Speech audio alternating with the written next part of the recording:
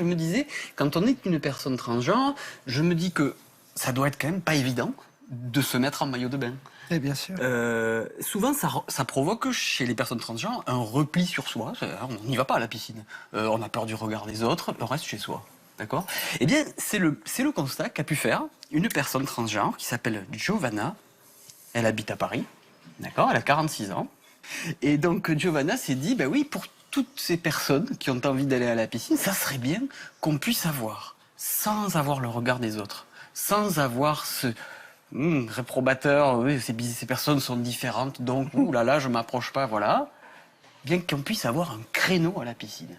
Alors, elle lance une initiative qui s'appelle Osons le genre, avec un jeu de mots O-E-A-U, zon, le genre, justement, pour pouvoir avoir, dans une piscine parisienne, eh bien, un créneau horaire. Moi, je réagis bizarrement à ça, parce que je trouve que du coup, on les cantonne à un créneau horaire et... Il dit, mais non. Hein? Tu vas voir que c'est pas tout à fait comme ça. D'accord. Parce que Christiane Taubira, à l'époque, garde des Sceaux, trouve cette initiative vraiment intéressante et l'association, pour cette initiative Osons le genre, gagne un prix qui se bat pour lutter contre l'homophobie et la transphobie.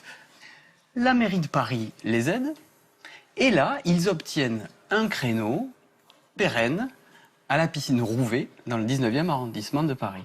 D'accord? Mais l'idée, c'est quoi? C'est qu'au début, les personnes transgenres viennent. D'accord? Et puis après, les conjoints des personnes transgenres viennent. Et après, les amis des personnes transgenres viennent.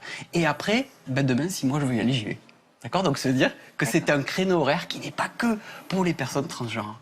Et aujourd'hui, tout le monde peut venir à ce créneau horaire qui est le samedi soir, de 20h à 22h. Donc, c'est des créneaux ouverts à tous. Ouverts à tous, mais où on va être ouvert sur la question À la différence. de... Voilà. C'est friendly, comme on dit. Comment? C'est friendly. C'est totalement friendly. Alors, tellement friendly qu'il y a eu un artiste qui a voulu immortaliser ces moments-là, justement. Et donc, il y a eu une expo qui a eu lieu en mai dernier, lors de la journée internationale contre l'homophobie et la transphobie. Et ben là, on peut voir les photos qui ont été faites à la piscine à l'époque. Vous en À la pensez piscine. quoi? Moi, je trouve ça merveilleux, effectivement, parce que ça, c'est une manière de nous aider à pouvoir vivre des choses du quotidien, aller à la piscine, sans qu'on soit dans des situations de mise en difficulté. Elles sont vraiment utiles, toutes ces associations, surtout celles qui font du terrain et qui répondent aux questions.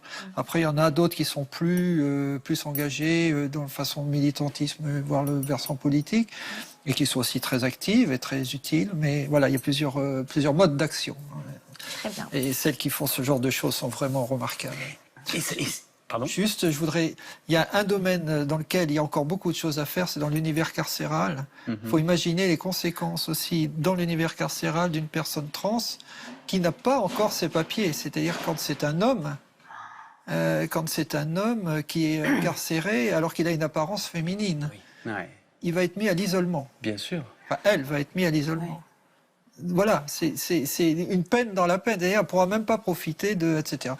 Donc, il y a encore beaucoup de domaines dans la société française où, quand on est une personne trans, on n'a pas une vie et une égalité de traitement face à la vie. Alors justement, dans cette initiative, c'est devenu un vrai succès. C'est-à-dire que tout le monde se donne le mot et c'est vrai, c'est un vrai moment de... Ah, tant mieux, c'est bien.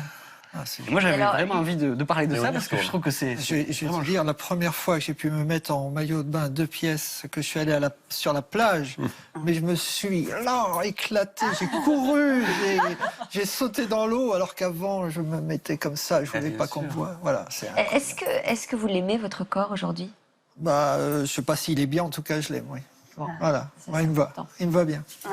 Ouais. Donc, Luc, ça marche tellement bien que est-ce que ça se développe un peu partout en France ou pas? Pour l'instant, ce n'est qu'à Paris. Mais Marseille et Lyon, deux associations transgenres là-bas, sont très actives et ont envie de le mettre en place parce qu'il faut que ça fasse des petits. C'est une bonne idée. Vivons avec nos différences, tous ensemble. C'est vraiment ça qui, moi, me passionne.